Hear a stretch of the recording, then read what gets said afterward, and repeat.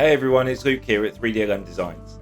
In today's video, we're going to be finally creating our stylized camping scene. We're going to be using all the objects that we created in the previous episodes.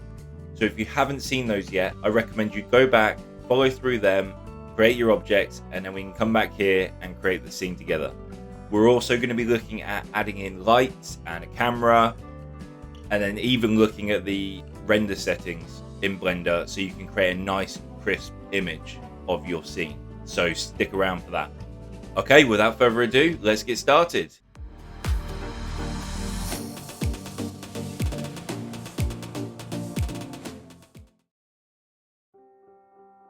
Okay, so we've got our freshly loaded Blender file with our default cube, light, and camera.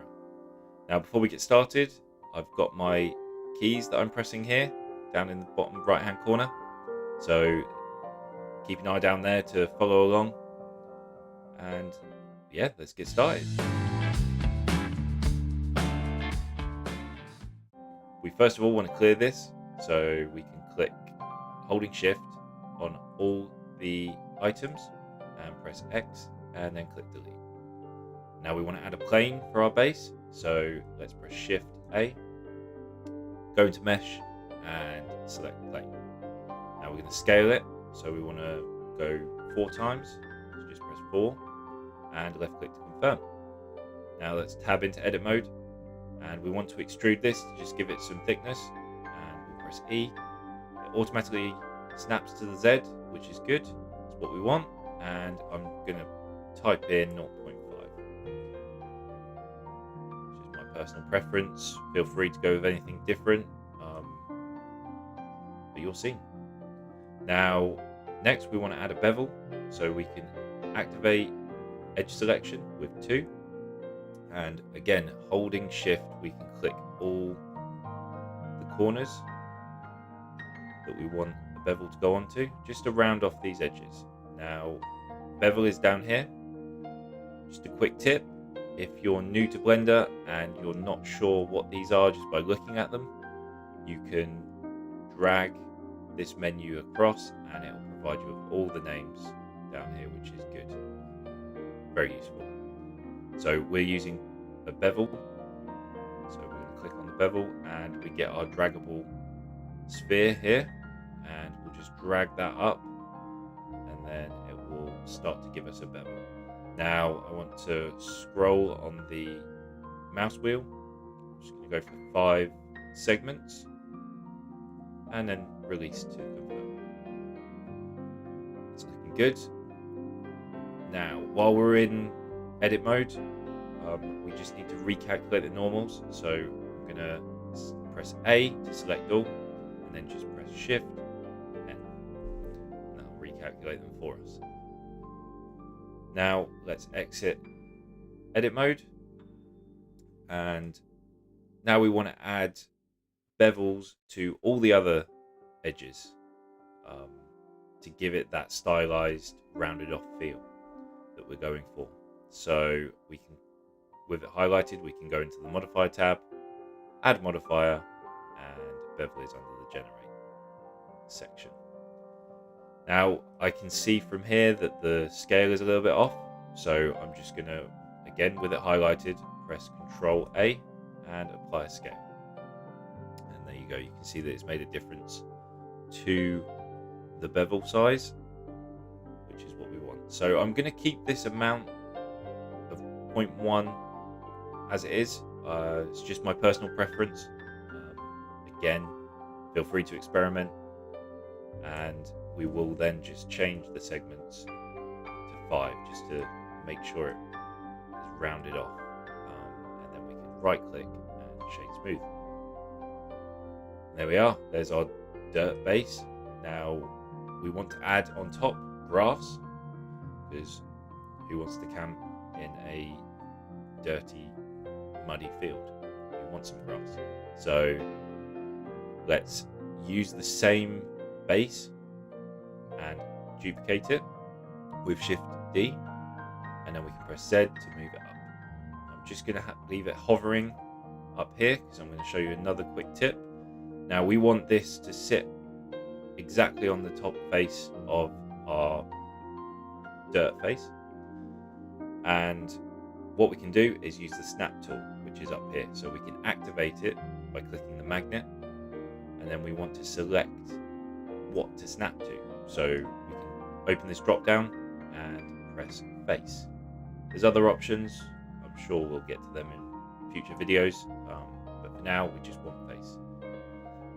So now what you'll see is when we press G to move it, if we're in midair, nothing really happens that's abnormal, but as soon as we hover over the item at this face, it automatically snaps to it, which is good. Now you're probably thinking, how do we make sure that that lines up?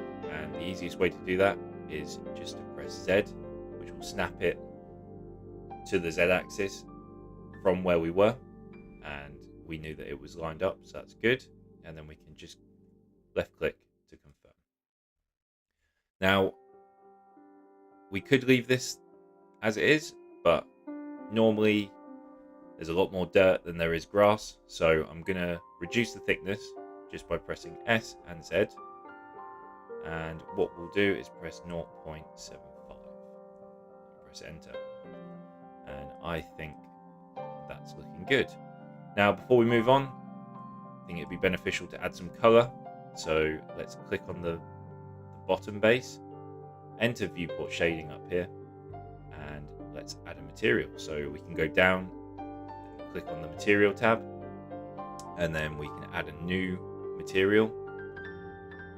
We don't want white, we want a nice brown. So normally I go for a lighter brown, so we'll go more orangey and then bring the brightness down just to give it that brown look. Now I think something like that's good.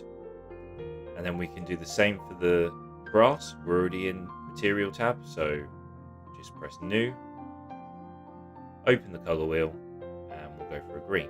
Again, I'm going to go more of a mix of colors, so let's go for something like this. Just gives that grass a semi-worn look, which I like, especially for a camping scene. So there we have it, there's our base.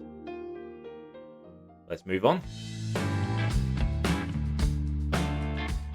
Okay, so the next step in creating our stylized camping scene is add some objects. Now, in order to keep this simple, I'm going to be using the Append feature in Blender.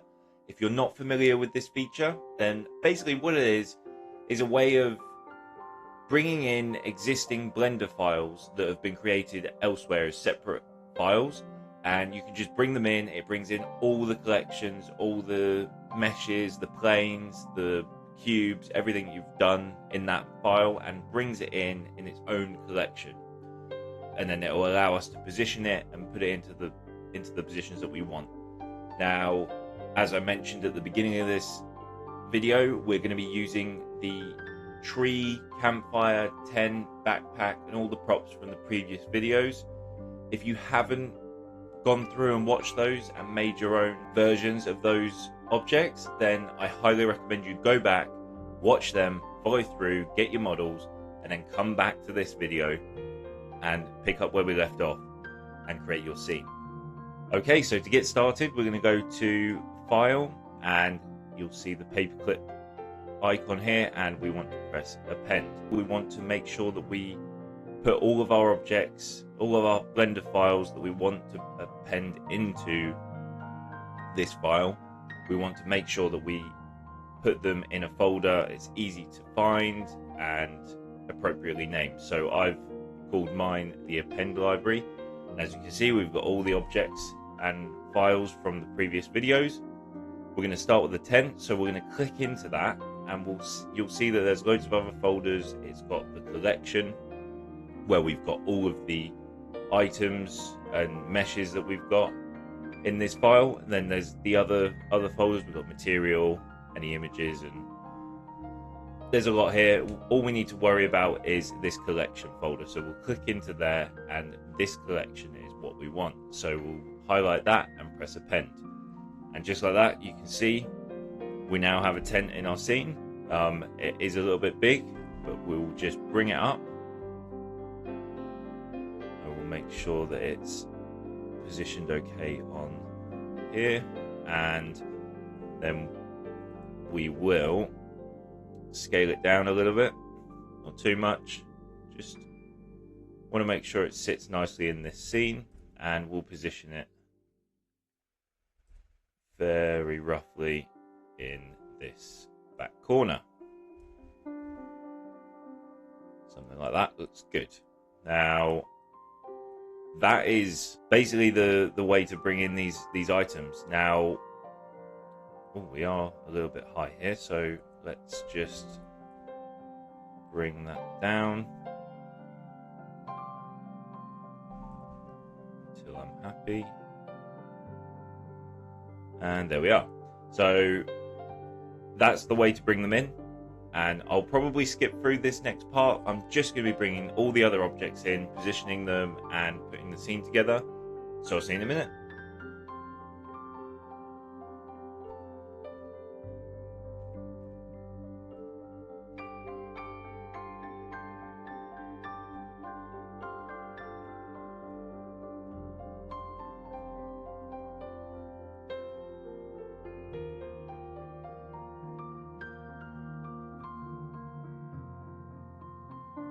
Okay, so I'm just going to jump in here and say that I want to have a couple of logs sat here just so we've got some seats around the campfire. Now, we didn't model these in the previous episode, so I'm just going to use very easily the logs that we've got in the campfire. So I'm just going to press Shift D to bring a new one of them in, and we will move it roughly into position. I'm just going to scale it up just so they look a bit more like a seat,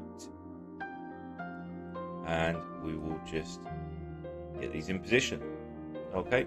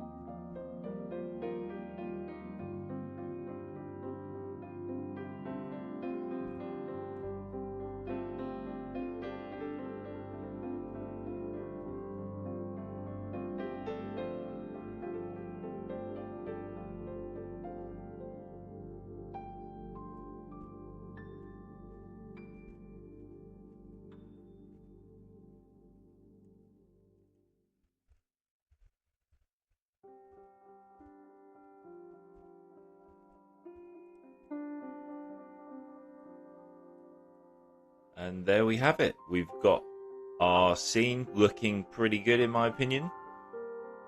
I hope yours is looking good. You're happy with it. And now the next thing is to move on to adding in some lights and a camera. Okay, so next steps are to add in some lights and a camera. Now, first thing we want to do is move over here and enter the viewport shading rendered view. Now, this will show us exactly what the render will produce. And as you can see, it's very dark at the moment. The only light source we've got is on the campfire, where we put an emission on the material just to give off some light, show that it's giving off light. Now, we need to add in some lights to shine some light on this scene. So the way we can do that is press Shift A, and you can go here to light. Now there's a few different lights. I normally go for an area light, and we'll just bring it up, and somewhere about there is good. And then we'll just press S and drag to make it bigger. Now, as you can see, it's still not showing any light source, so it's because in the settings for the light down here, we've currently got a white light, and the power is very low. It's only on 10 watts. So what we can do is bring this up to about 750, and maybe bring the light up a bit. Something like that's good. Now, I normally go for a 3 light system. So we've got the one on top, and then we'll just duplicate that one, rotate it on the Y-axis with R and Y, and then I'm just going to press 45 for 45 degrees. Now we can bring it over in the x-axis, just so it's shining on not quite the center, but near the center of the scene. And then we'll do the same thing again for this side. So we'll just click on here, Shift D, R, and then we want to rotate it on the x-axis this time. So press X and then 45, enter, and then we'll just move it over with G and Y. Do the same sort of thing as we did to the other light. So that's good. Now we need to add in a camera. So the camera is going to give us the parameters for what is shown in our render, and the way we can add it in is the same way as the light. We press Shift A, and then just below the lights here we've got camera, so we'll click on that. You can't see it at the moment, but we'll just move it out with G and Y, and this is the camera. We'll just position it roughly in an isometric view, something like this will do for now. And then what we can do is toggle into the camera view using this icon here, and we can now see what the camera is seeing. And it's a little bit close, so what you can do is on the camera settings here, the focal length can then be adjusted, and we'll just drag it out to about 25. And then now that it's a little bit high, we'll just press G and Z just to bring this camera view down. And something like that looks good to me. We're going for an isometric view, and I think that covers everything that we need to. So we can then press 0 on the numpad as a little hotkey to toggle out of that. You can press that again to go back in if you don't want to go all the way over to the other side here. And there we have it. There's our lights and our camera. Now to move on to render settings.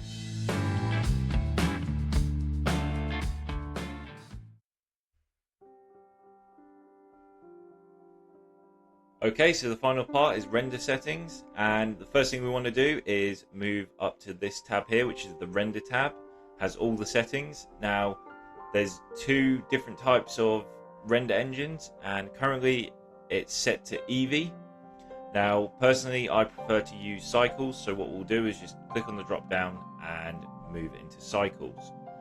Now you can see it's a little bit different, a bit more grainy. It's just got some more detail, which is picked up, which is good. Now what we want to do is change from CPU to GPU if you can. It just means that it'll work a little bit quicker and process it faster.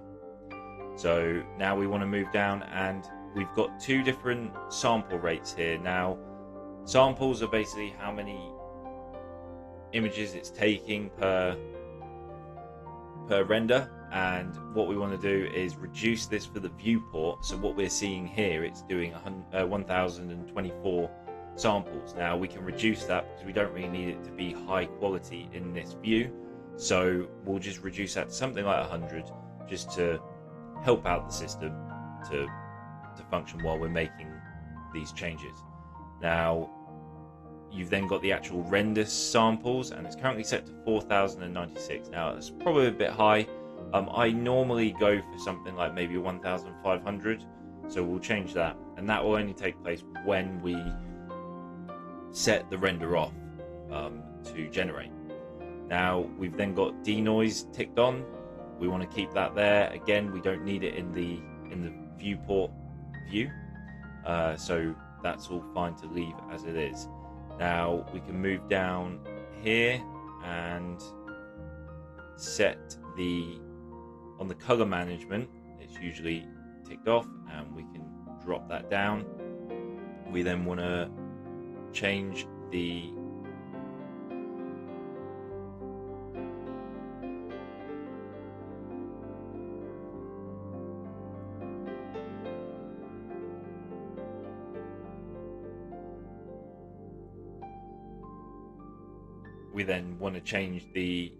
setting here, and I normally go for filmic. You can see there's a little bit of a color shift here, and then we can move down to here and press use curves and click the drop down, and this just gives us a chart here.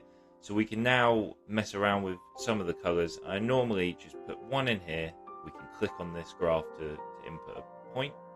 And then what we can do is come up here and drop this down slightly. And you can see that it makes a difference in the viewport here. And then maybe we'll put one down here and just highlight this area a bit more. You don't want to go too far with these. Sometimes it can be a bit sensitive. So something like that looks good. We'll just tab into, or not tab, we'll click onto here to toggle into the camera view, and that's looking good to me. I think it's very vibrant with the colors. Just quickly, one little tip is currently the system is trying to render the whole view of the viewport. So all of this is trying to be rendered and everything. So what we can do is just toggle into camera view, press Control B, and then just outside the camera view, we can then drag, and that will just mean that this is the only box that now is rendered, which will help out your system. Okay, so that's some basic render settings, and we're now ready to set off the render. But before we do, with the background being just blank, I personally like to add in a background. So what we can do is just press Shift A and go to Mesh and Plane. And now that's put a plane in. We can just press S and scale it up. We'll do it again. Just want to make sure that it's covered from all of the camera. So it's not quite there yet. So we'll just go a bit more. And we're nearly there. We'll just go a little bit more. And there we are. You can see that it's covered the whole point here. And we will just change the color. So we will have it selected. We'll come back here to materials. And I'm going to go for an orange. I think it just works quite well with the with this scene. Feel free to experiment. And this is looking good to me.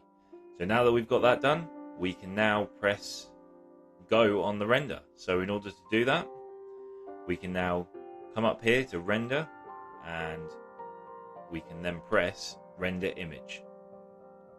So I'll see you in a minute when this is done. Okay, so here we are. We have our final render. I think I'm pretty happy with this. I hope yours has come out just as good. And once again, I'd love to see your versions of these on our Reddit community. So feel free to sign up to that and post your images of your scene, and yeah, connect with people in the community. Okay, so that's it for this video and this series. I hope you've enjoyed it. I've certainly had a blast making it, and I plan to bring out more series like this in the future. If anyone has any requests or ideas of scenes or objects that they'd love to see videos on how to make them in this style, then let me know down in the comments, and we'll see if we can get them featured in future videos. As always, if you're new here, please don't forget to like, subscribe, and click the notification bell so you're kept aware of any new content coming your way. I've been Luke at 3DLM Designs. Stay stylized.